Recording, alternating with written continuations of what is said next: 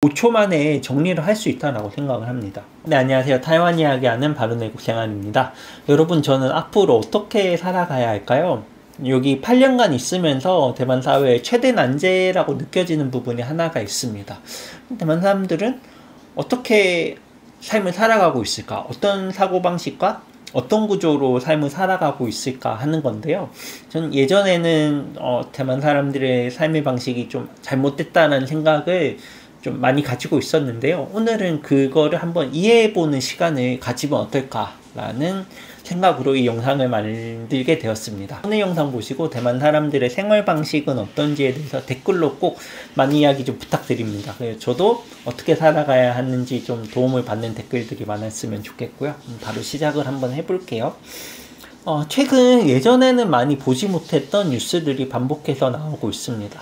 월급 150만원 받는 사람이 어떻게 살아가고 있다, 200만원 받는 사람이 어떻게 살아가고 있다라는 뉴스들이 계속해서 나오는데요. 3년 전만 해도 이런 뉴스는 없었거든요. 최근에서 나오는 걸 보면 대만 사회도 조금씩 문제의식을 느끼는구나 하는 생각을 하게 되고요.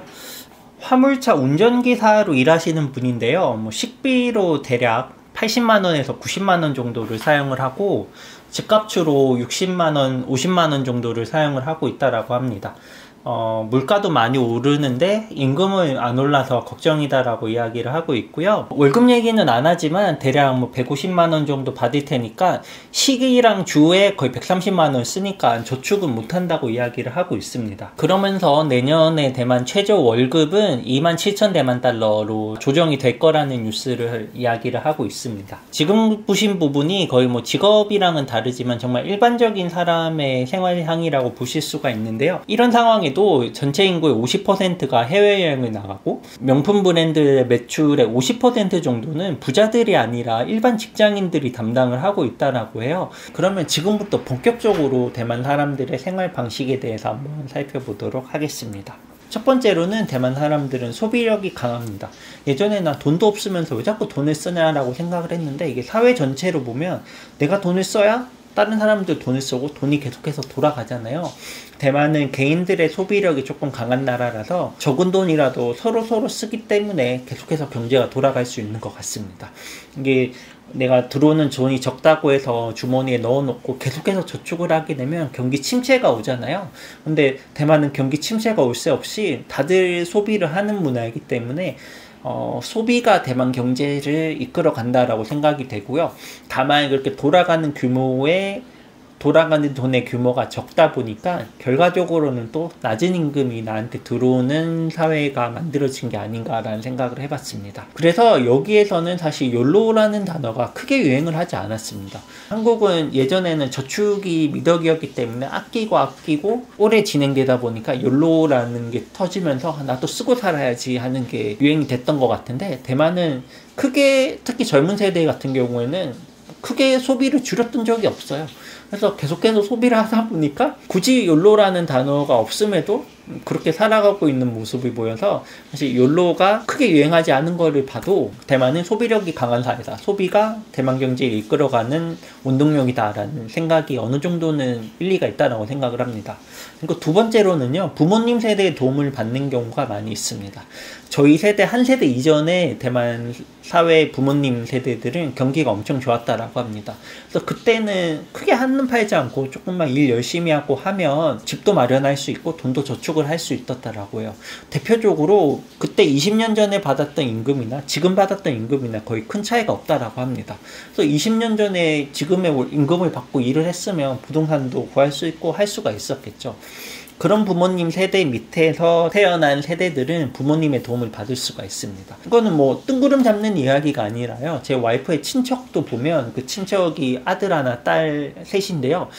부모님이 이 4명의 집을 모두 다 준비를 해줬습니다. 그래서 그 친척들을 보면 지금까지 결혼도 안 하고 그냥 회사 그냥 다니면서 그냥 안분자족하면서 살고 있거든요. 또 주변 사람들을 봐도 어느 정도 내가 임금이 적고 해도 어느 정도 부모님의 도움을 받는 경우들이 많더라고요. 다만 이거의 문제는 이제 우리 세대까지는 어느 정도 버텨올 수가 있겠지만 요 다음 세대로까지 그 부가 제대로 전달이 될 수 있을지에 대한 의문을 조금 갖고 있는데요. 이런 거에 대한 여러분의 생각도 좀 댓글로 기다리도록 하겠습니다.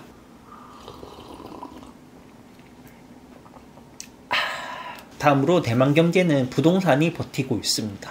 타이베이 근교의 집 가격을 보면 보통 평당 2천만 원 이상은 하거든요. 그래서 뭐 할만한 집이다 싶으면 뭐 4천만 원 정도 하고, 그래서 평당 2천만 원에서 4천만 원이다 보니까 임금에 비해서는 부동산 가격이 정말 높게 되어 있어서 이게 정말 양날의 검인 것 같아요. 사다리가 그죠 치워진 사회가 되어버렸거든요. 그렇다고 해서 대만 정부가 나서서 부동산 가격을 낮추기에는 지금 이미 갖고 있는 사람들의 자산이 워낙 붕괴가 되어 보니까 정부가 나서서 부동산 가격도 조절하지 못하고, 부동산이 대만 사회를 버티고 있지만 이게 좋은 건지 나쁜 건지 어떻게 할 수 없는 양날의 검인 상황이 이어지고 있는 것 같습니다. 이 상황이라면 여러분은 부동산 투자를 해야 한다고 생각하시나요? 안 해야 된다고 생각을 하시나요? 지금까지 대만은 부동산 불패라는 말이 제대로 적용이 되어 왔는데, 여러분의 경험과 여러분의 식견에서는 앞으로 어떻게 이어질지 한번 다양한 의견을 댓글로 남겨주시면 정말 감사하겠습니다.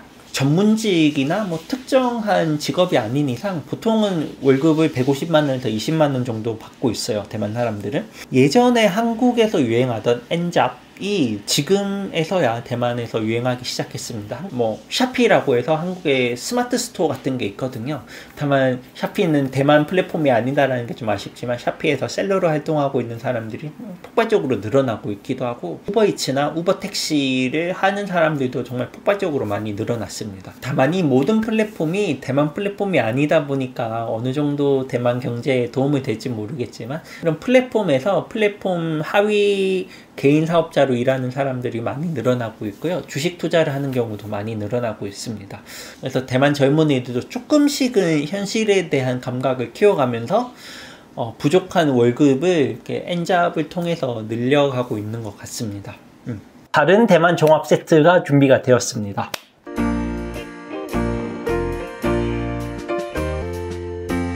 다음으로 낮은 임금으로 살아갈 수 있는 이유에는 제가 볼 때는 한 3가지 정도가 있는 것 같아요. 첫 번째로는 싼 음식을 먹을 수 있다는 것, 그리고 대학 등록금이 싸다는 것, 의료보험이 있다는 것, 이 3가지입니다. 사실 대만 외식 물가가 싸지 않다고 말씀을 드렸는데요. 그래도 막 현지인이 싸게 먹으려고 하면 어느 정도 싸게 먹을 수 있는 음식들은 있는 것 같아요. 막 길거리에서 이렇게 먹으면. 그래서 좋은 거 안 먹더라도 여튼 먹을 수 있는 음식이 있으니까 거기에 대해서 안심하고 뭐 크게 불만을 가지지 않는 사람들도 많고, 내 자녀를 교육을 못 시키는 건 정말 안타까운 일이잖아요. 그런 면에서 대만 대학교 학비는 한 학기에 한 120만 원 정도 하거든요. 한 학기에 120만 원 정도면 그래도 뭐 알바를 열심히 해서 낸다거나 부모님이 어느 정도 해서 내줄 수 있는 금액이잖아요. 다른 외국에 비하면 학비가 정말 싸기 때문에 사회가 내 자녀의 교육의 기회를 보장하는구나 라는 생각 때문에 불만이 또 적은 것 같기도 하고요. 그리고 내가 뭐 몸이 아프다거나 이럴 때 큰돈 들이지 않고 의료보험으로 병원에 갈 수 있다는 것도 사람들이 좀 안심을 할 수 있게 만드는 것 같아요. 그래서 의료시설이나 서비스가 엄청나게 좋지는 않지만 그래도 뭐 자기 부담금 뭐 10,000원 이하만 내면 의사 선생님을 자주 만날 수 있고 물리치료 받을 수 있고, 암이나 이런 중대재해 같은 경우에는 그래도 살 시스템이 어느 정도 마련이 되어 있거든요.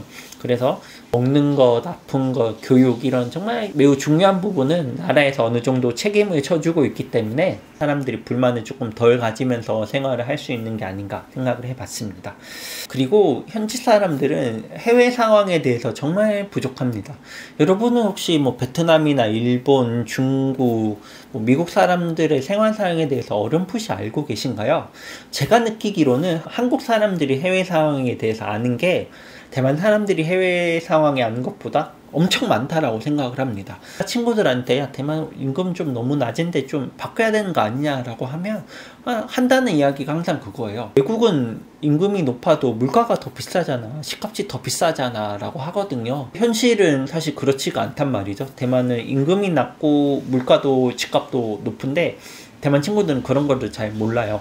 그래서 이런 모습이 저는 좀 안 좋은 거라고 생각을 했는데 또 다르게 한번 생각을 해보니까 굳이 비교를 하지 않으려는 생각들을 가지고 있기 때문에 대만 사회가 돌아가는 게 아닌가라는 생각을 한번 해봤습니다.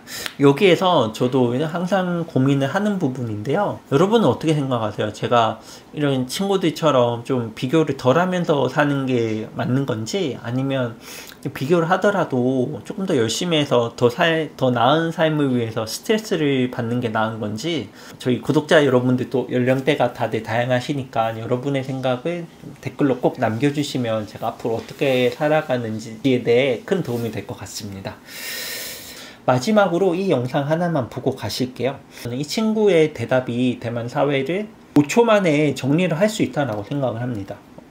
임금이 충분하고 저축을 할 수 있다라고 합니다. 월에 몇십만 원 모으는데 거기에 만족을 하는 사람일 수도 있고요. 두 번째로는 좀 알량한 자존심일 수도 있다는 생각을 해요. TV에 자기가 나오니까, 자기 얼굴이 나오니까 나는 어렵게 살고 있다는 걸 안 보여주기 위해서 거짓말하거나 좀 알량한 자존심일 수도 있을 것 같아요.